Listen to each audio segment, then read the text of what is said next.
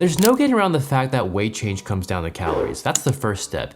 And you've probably seen this image before. If you eat more than you burn off, you gain weight. And if you burn more calories than you consume, you lose weight. And if you expend as much as you eat, then you maintain your weight. All of this is fundamentally true. That's not really why people struggle with weight loss. It's the factors that prevent people from adhering to this rule in the first place. So in today's video, I'm gonna go over 5 very common mistakes that you might be making if you're struggling with weight loss. Calories are the primary factor, but it means nothing if you can't stick to your caloric goal long enough to see changes. Number 1 is eliminating food groups or choosing to identify certain foods as bad. Not only is eliminating foods wildly unsustainable, it's unhealthy as you may miss out on certain macronutrients and vitamins.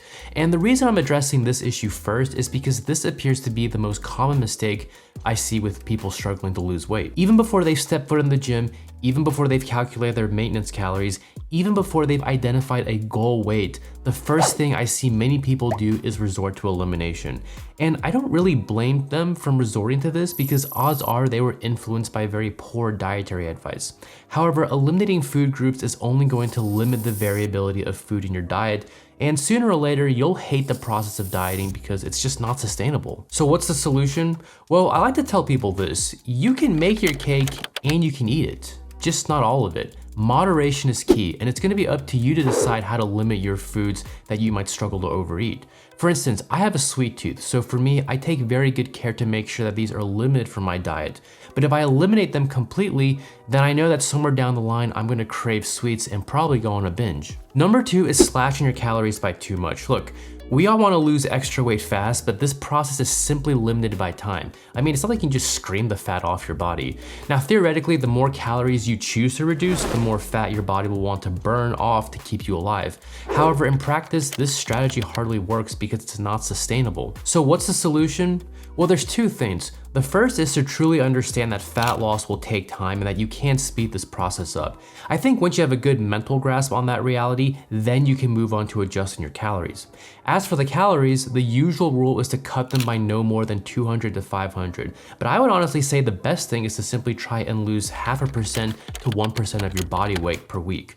But even then, these are still just starting recommendations. Play around with these adjustments and find which one allows you to sustain this deficit. If you haven't noticed already, sustainability is a huge factor in weight loss. Number 3 is trying to out-train a bad diet. And in the past, I was very guilty of this because I honestly had no concept of how many calories I burned in the weight room versus how much I would consume throughout the day.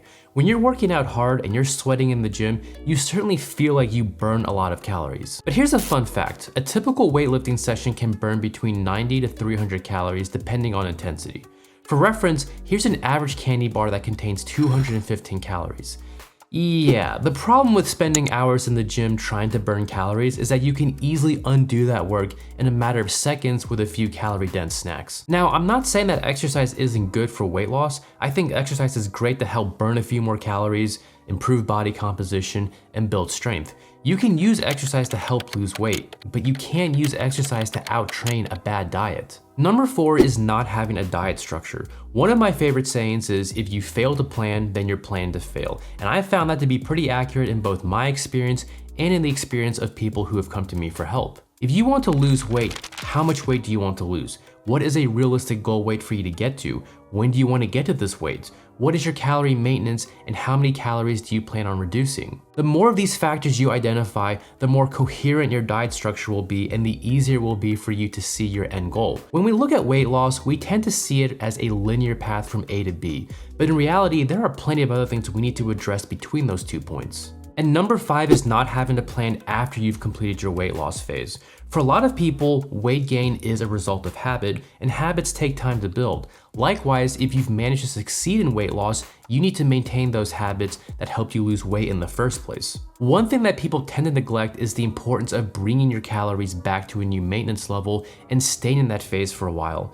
Not only will a new maintenance phase allow your body to recover after a diet, but it will also improve your chances of keeping that fat off. Additionally, it will allow you to start a new fat loss phase in case you have a few more pounds you have to lose. And that's pretty much it. So when it comes to losing weight, you have to be in a caloric deficit. But telling someone they need to eat less to lose weight is like telling someone who's broke that they need to save money. The answer is obvious, but how do you go about it? By no means are these 5 mistakes the only things people struggle with, but they are pretty prominent, and I bet if you address even just one of them, you'll start seeing a lot more success. Anyway, that's it for today's session. Let me know what your goals are and if you have anything to add, but until then, I'll see you all next time.